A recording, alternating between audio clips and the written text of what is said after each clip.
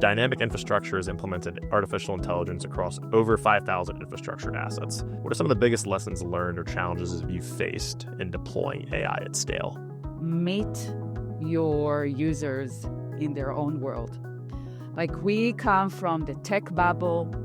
We all feel like we have the solutions, we know where it goes, but we always need to remind ourselves that we need to meet our users, we need to meet the civil engineers in their world, not to try pull them into the tech world, but adjust and customize the tech solutions to their needs.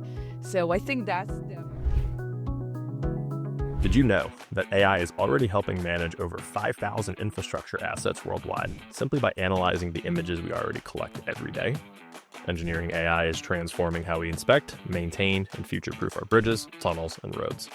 In this episode of the AEC AI and Tech Strategy podcast, we're joined by Orly Ben-Eliyahu, COO of Dynamic Infrastructure, who will share how engineering AI is being applied at scale to revolutionize infrastructure asset management. We'll speak about how this technology works in practice, what sets the next generation engineering AI apart, and what it means for the future of engineers in a data-driven world.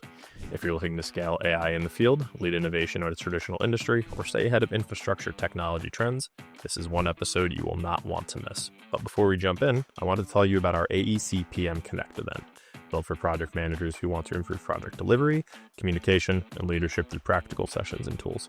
These events provide an avenue to connect with leading PMs in the industry. Visit aecpmconnect.com and register today, and I hope to see you there in person. With that, let's jump into today's episode.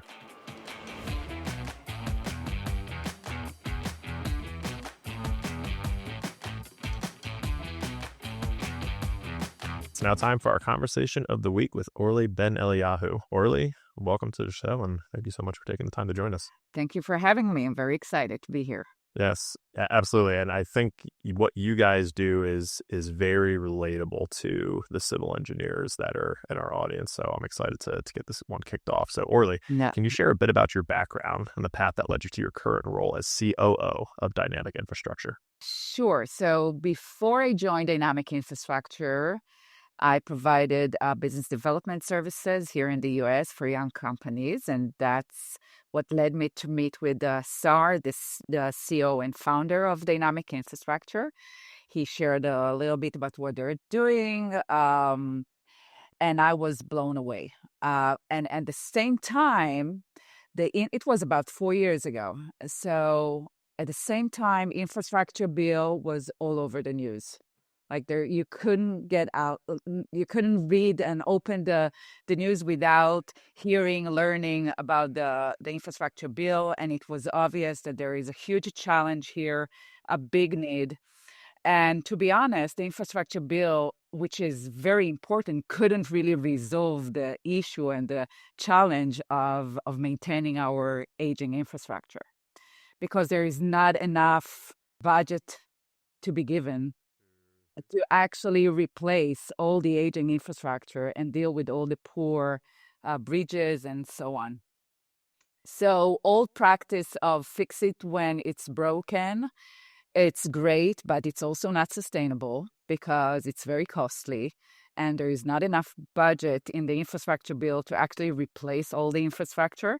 So we need to find a different way. And it was obvious that dynamic infrastructure brings a more proactive, preventive, and efficient way of dealing with this challenge. And I felt very, excited about being part of this solution and actually impact and touch the lives of so many. So it was no-brainer, and I jumped on this opportunity. I met with a team. I found incredible people behind this technology, really smart people, but also very sensitive and intelligent. And it was really no-brainer. It was obvious to me that I need to be part of this company and to pave the ways for the technology they're bringing to the U.S. Excellent. And I think for anyone in the audience who doesn't know, to Orly's point of fix it when it's broken, if you look up something called De Sitter's Law of Fives, it explains essentially the return on investment of preventative and predictive maintenance, right? So $1 spent doing good construction and design is $5 in preventative maintenance, is $25 in repairs, $125 in a full scale rehabilitation, right? So it's not linear. Like Correct. these costs are, it's a power law in this case, right? 5 to the 1, 2, Correct. 3. So Orly, that then leads to the point, right? You guys are then employing artificial intelligence to help us stay in that band where it's cost effective to maintain these assets. And dynamic infrastructure has implemented artificial intelligence across over 5,000 infrastructure assets. What are some of the biggest lessons learned or challenges you faced in deploying AI at scale? Okay, so yes, we have already implemented more than 5,000 because if you take under consideration also small assets like retaining walls and culverts, and so you're getting into very big numbers. But before I go to the challenges, I think my personal lesson learned from this process was basically meet your users in their own world. Like we come from the tech bubble.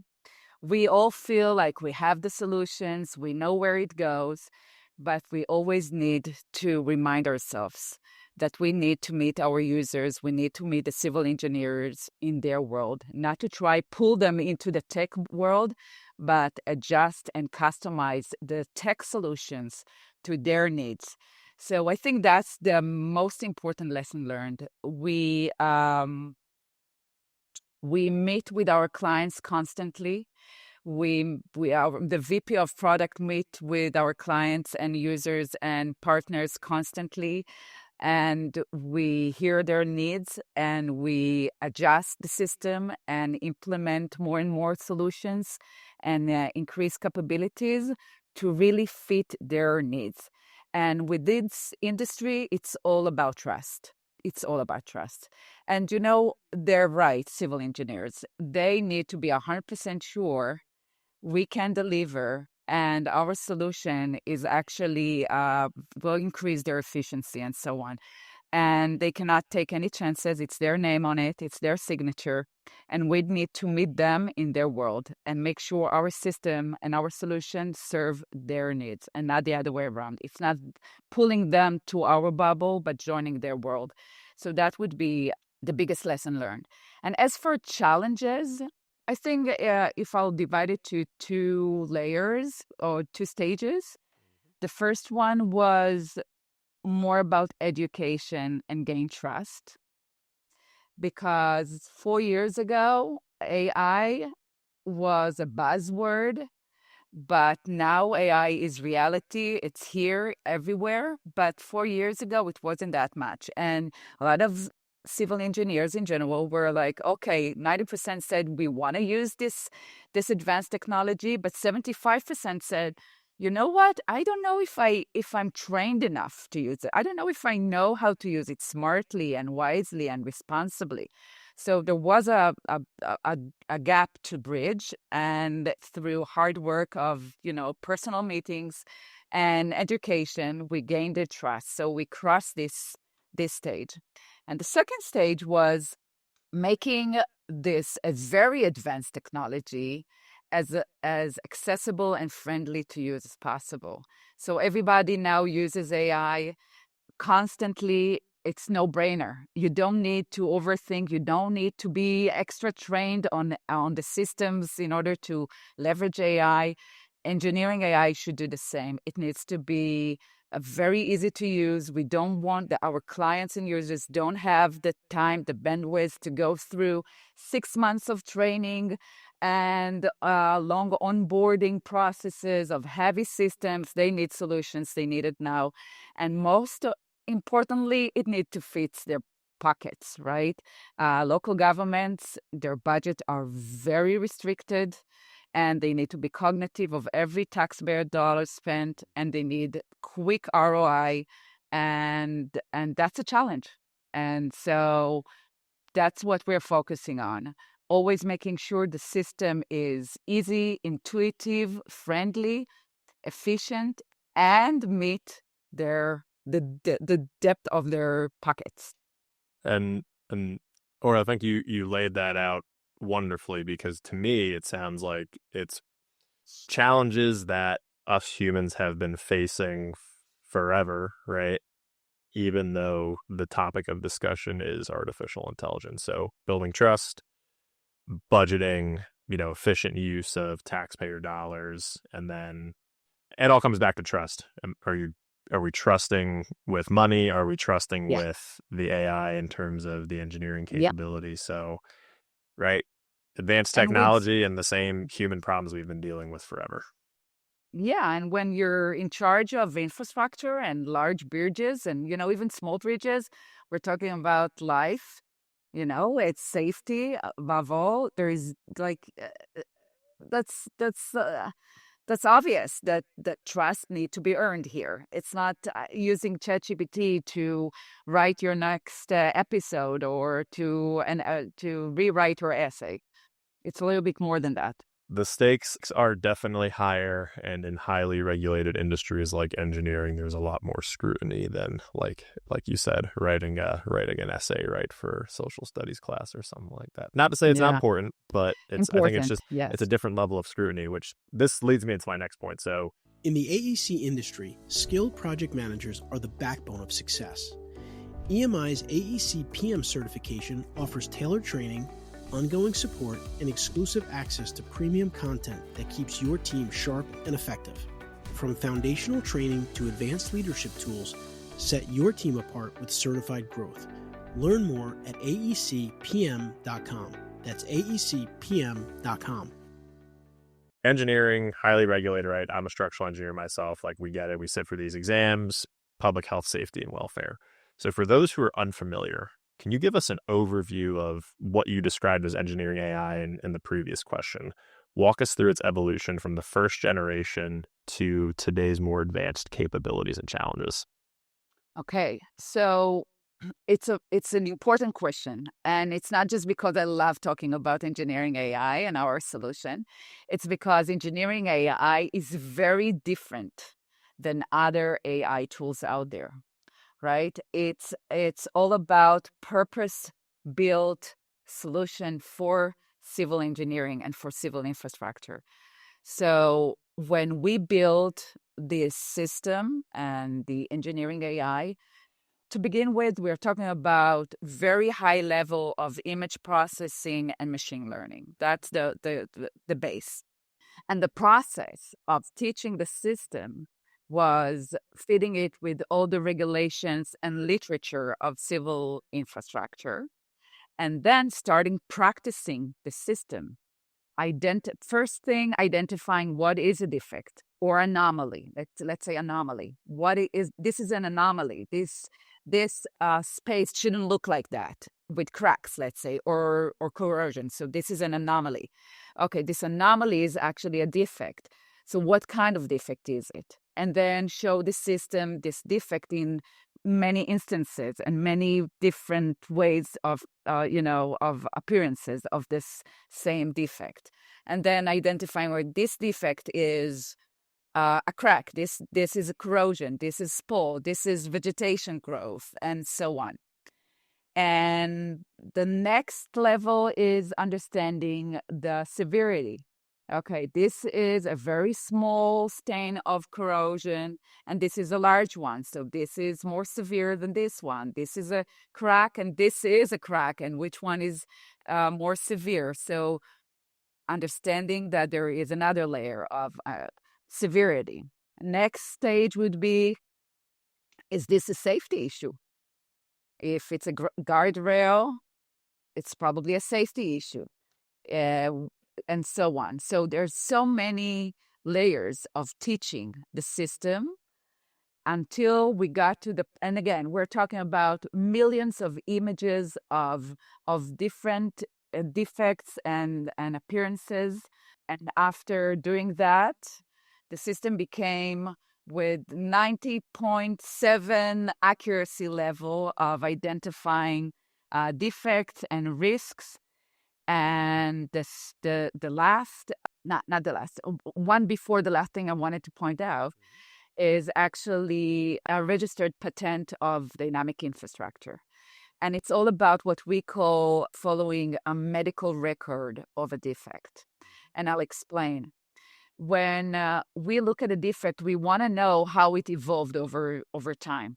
And every 2 years, we run inspections, right? We have people out in the field taking pictures. So we basically have some kind of documentation of a defect over time. And let's say at 2010, someone went out to the field and took a picture of a crack, and then again in 2012, and then in 2014, and so on until today. And different people took those pictures, different devices, different time of days, different angles.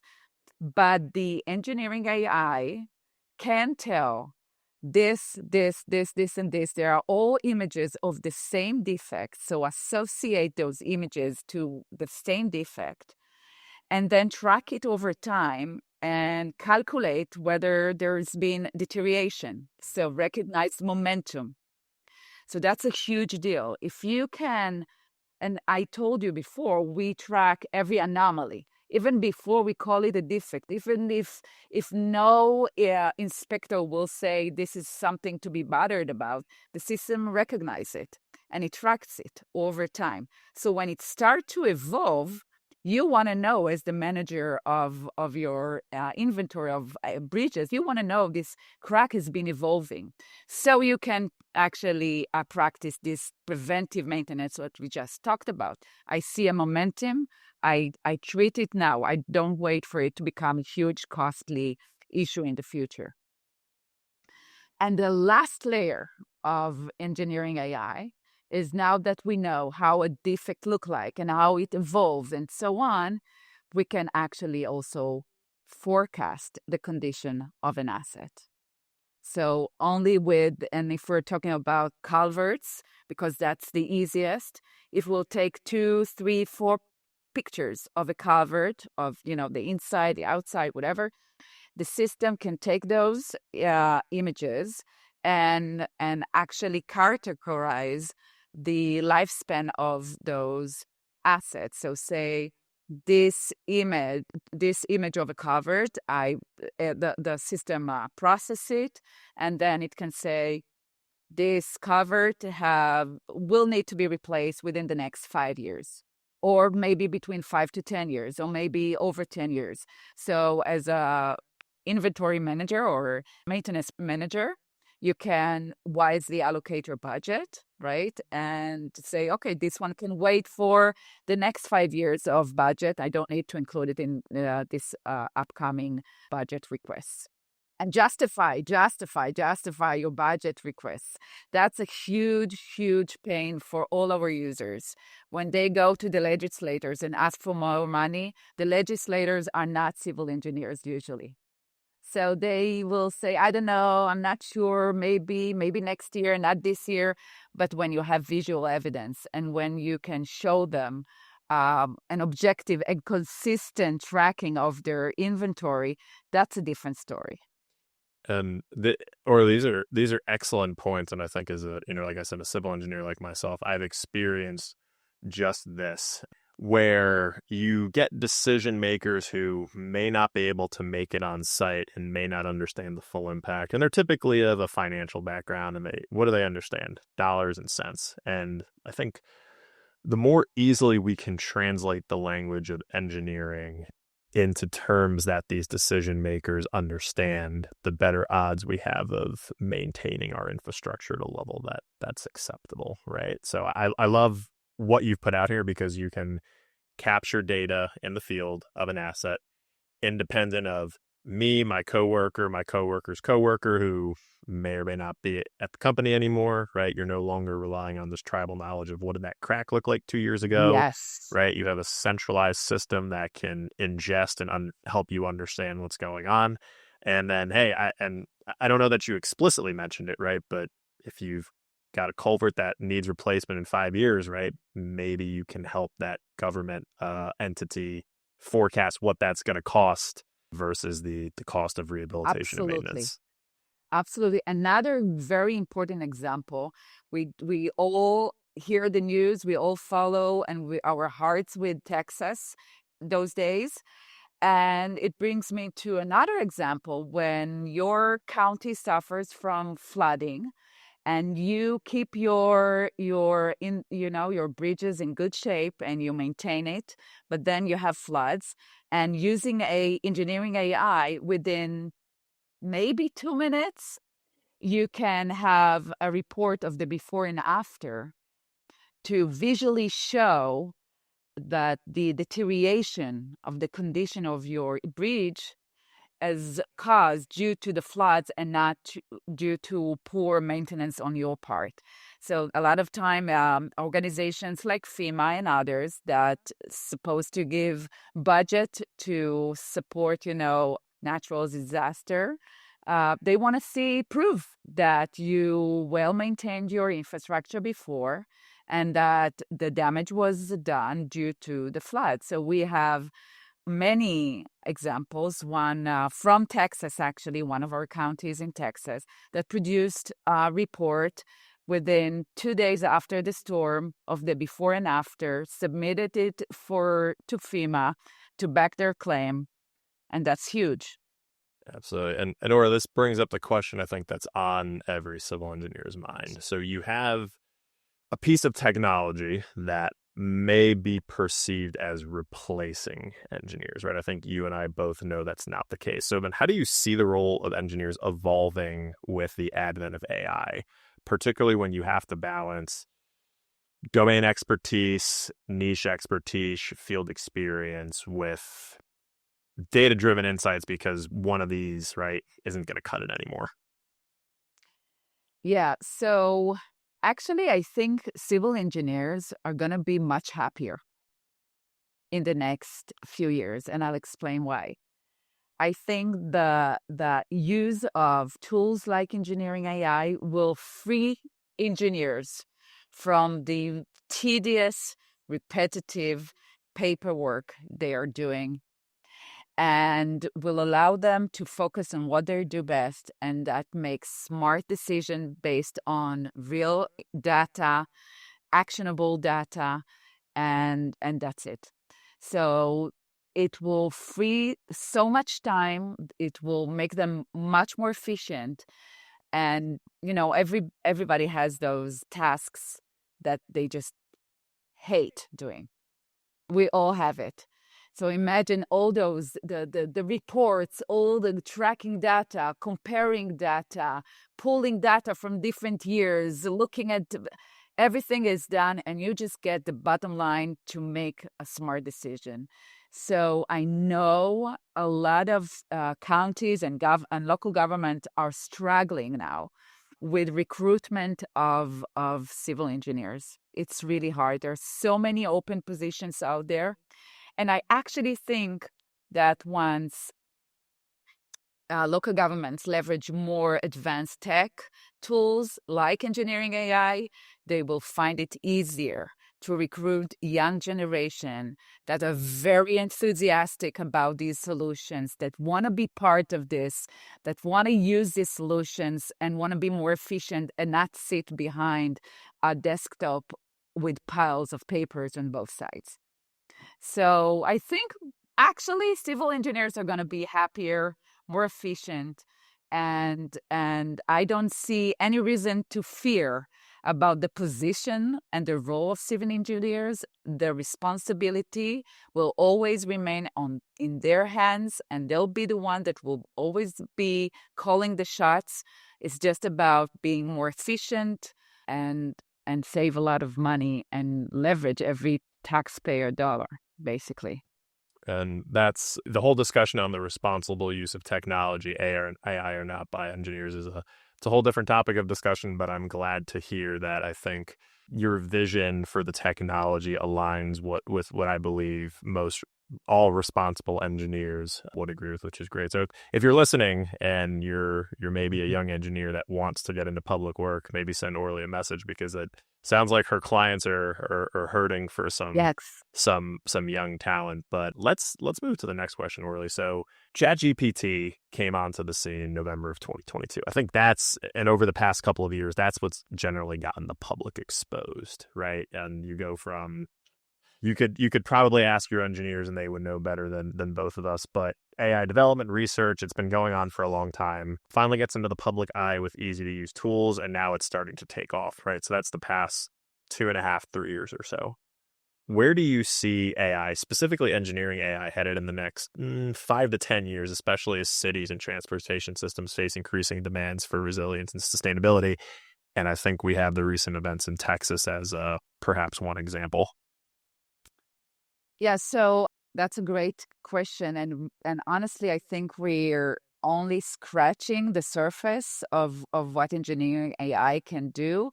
And today it's already automatically detect and track and forecast. So where this is going to, what else is await for us?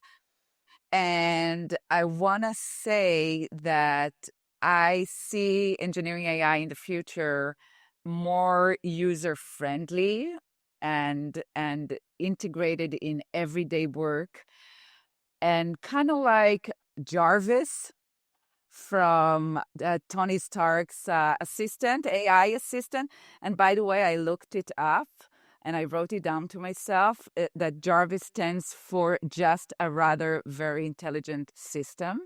So I kind of see engineering AI just like that, being ready to pull information, relevant information from different sources, sketch, looking everywhere, highlighting all the important risks and issues need to be taken care of, really as sitting in the most intuitive way. Imagine you as a county engineer talk to your computer, to your phone, to your iPad, and ask it to pull the latest inspection, tell you the bottom lines, what are the most safety issues over your entire inventory, how much budget did you use already, how much can you expect to be used for a specific task, and so on.